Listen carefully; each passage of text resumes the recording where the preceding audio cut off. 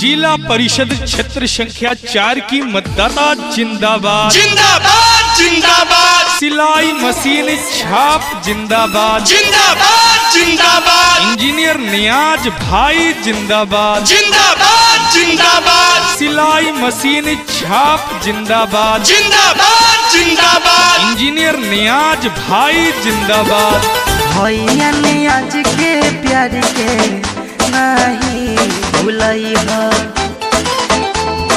भैया नियाज के प्यार के भैया नहीं भूलई हो। तब सिलाई मशीन पे, तब सिलाई मशीन पे बटन दबई हो। भैया नियाज के आसो जिला परिषद बनई हो। जी हाँ मतदाता साथियों, आपका अपना चुनाव चिन्ह है सिलाई मशीन छाप, जो क्रम संख्या 10 पे अंकित है। तो आप सभी एकजुट होकर सिलाई मशीन छाप पर ही बटन दबाएं और नियाज भैया को ही जिला परिषद बनाएं। नियाज भैया बिना हाथे है जनता के दिया अब रउआ लोग के मिली हक अधिकार। नियाज भैया बिना हाथे है जनता के दिया अब रउआ लोग के मिली हक अधिकार।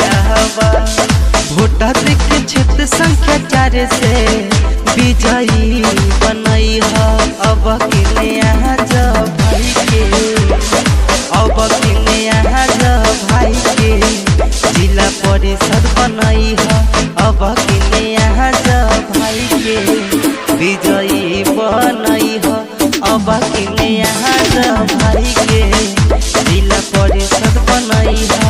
अगर आप चाहते हैं अपने क्षेत्र संख्या 4 का विकास, तो आपको चुनना होगा सिर्फ व सिर्फ नियाज भाई को, और चुनाव चिन्ह है सिलाई मशीन छाप। जुहुलूम न चली नहीं निहियाराबा, सुख दुख में मिली भैया नियाज के सहाराबा।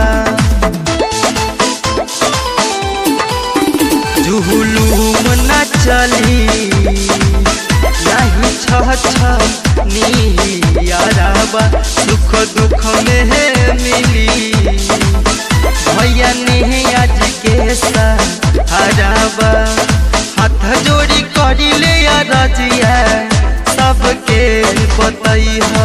हाथ जोड़ी करी ले रजिया सबके बतई हो। सिलाई मशीन पे चाची, सिलाई मशीन पे चाची बटन दबई हो। सिलाई मशीन